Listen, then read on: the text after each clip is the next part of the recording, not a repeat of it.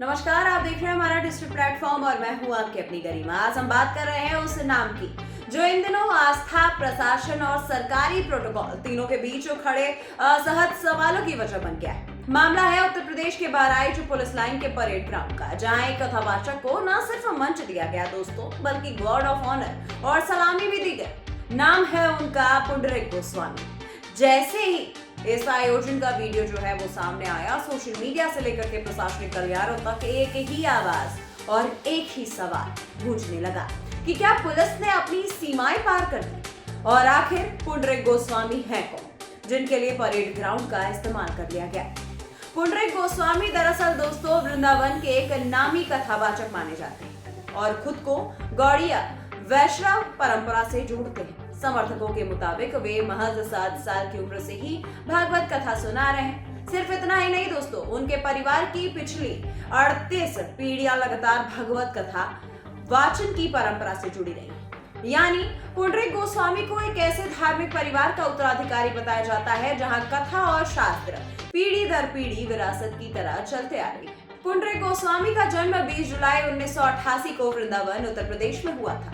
वे प्रसिद्ध संत अतुल कृष्ण गोस्वामी जी महाराज के पौत्र और श्री भूत कृष्ण गोस्वामी जी महाराज के पुत्र बताए जाते हैं। वे राधा रमण मंदिर से भी जुड़े रहते हैं और भागवत कथा, राम कथा, श्रीमद् भागवत कथा, चैतन्य चरितमात्र, भगवत गीता और गोपी गीत जैसे विषयों पर प्रवचन देते हैं। उनके अनुयायियों का दावा ये है कि देश ही नहीं बल्कि वो विदेशों में भी वे गौड़िया वैष्णव परंपरा का प्रचार कर रहे हैं। उनकी पढ़ाई को लेकर के भी लंबे समय से चर्चा हो रही है दोस्तों। दरअसल पुंडरीक गोस्वामी ये दावा करते हैं कि उन्होंने ऑक्सफोर्ड यूनिवर्सिटी से पढ़ाई की है और डॉक्टरेट की उपाधि भी प्राप्त करी। उनके समर्थक ये बताते हैं कि ऑक्सफोर्ड जैसी प्रतिष्ठित यूनिवर्सिटी से शिक्षा लेने के बाद उन्होंने सांसारिक करियर की जगह आध्यात्मिक मार्ग चुन लिया। हालांकि आलोचक जो है वो ये भी सवाल उठाते रहते हैं कि उनकी शैक्षणिक डिग्रियों और ऑक्सफोर्ड से जुड़े दावों को लेकर के सार्वजनिक स्तर पर बहुत सीमित आधिकारिक जानकारी उपलब्ध है, जिस पर बहस अब भी जारी रहती है। पुंडरीक गोस्वामी को लेकर के कैसी और खास बात बताई जाती है दोस्तों, शायद ही आपको पता होगी। चलिए हम आपको बताते हैं। दरअसल वे पहले ऐसे व्यास हैं जिन्होंने उपराष्ट्रपति भवन में भागवत कथा की है। यही वजह है कि उनके समर्थक उन्हें सिर्फ एक कथावाचक नहीं बल्कि राष्ट्रीय स्तर पर पहचान बना चुके धार्मिक वक्ता के तौर पर देखते हैं। उनकी पत्नी रेणुका गोस्वामी भी मोटिवेशनल स्पीकर और कथावाचक के रूप में जानी जाती है।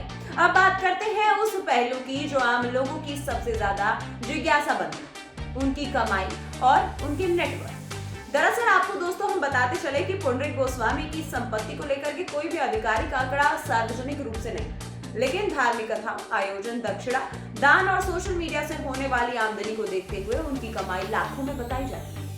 सोशल मीडिया पर उनकी अनुमानित नेटवर्थ को लेकर के करोड़ों के दावे भी किए जाते हैं। हालांकि ये आंकड़े अनुमान पर आधारित हैं और इन स्वतंत्र पुष्टि नहीं हो सकती।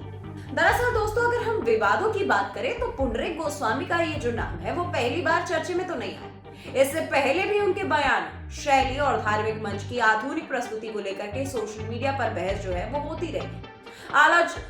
आलोचकों का ये कहना रहा है दोस्तों कि धर्म के मंच का इस्तेमाल धीरे धीरे प्रभाव, ब्रांडिंग और रसूख बढ़ाने के लिए किया जाता है। वही समर्थक इसे परंपरा और आधुनिकता का मेल बताते हैं। लेकिन बहराइच का ये जो मामला है वो इसीलिए ज्यादा गंभीर हो गया है दोस्तों क्योंकि इसमें सीधे पुलिस प्रशासन की भूमिका सामने दिख रही है। अब सवाल ये है कि गार्ड ऑफ ऑनर जैसी औपचारिक सम्मान प्रक्रिया जो आमतौर पर शहीदों, संवैधानिक पदों पर बैठे व्यक्तियों या फिर किसी विशेष सरकारी अफसरों के लिए होती है, वो एक निजी धार्मिक कथावाचक को कैसे और क्यों दे दी गई। विपक्ष और सामाजिक संगठनों का ये आरोप एकदम सीधा है दोस्तों और उनका ये कहना है कि ये प्रोटोकॉल का उल्लंघन है और इससे प्रशासन की निष्पक्षता पर सवाल खड़े हो रहे हैं। वहीं दूसरी ओर समर्थकों का ये तर्क है कि ये सम्मान आस्था और धार्मिक भावनाओं के सम्मान के तौर पर दिया गया। उनका ये कहना है कि कथावाचक समाज को नैतिक दिशा देते हैं और सांस्कृतिक चेतना जगाते हैं। लेकिन सवाल अब वही, क्या आस्था के नाम पर सरकारी संस्थानों और वर्दीधारी व्यवस्था की सीमाएं धुंधली की जा सकती है? बहराइच पुलिस लाइन से उठा ये जो विवाद है, अब वो सिर्फ पुंडरीक गोस्वामी तक सीमित नहीं रहा दोस्तों। ये बहस उस बड़ी रेखा को लेकर के है जहां धर्म, सत्ता और सिस्टम आमने सामने खड़े नजर आते हैं। और यही वजह है कि ये जो मामला है वो आज एक व्यक्ति से आगे बढ़कर सीधे जनहित, प्रोटोकॉल और लोकतांत्रिक मर्यादों का सवाल बन गया है।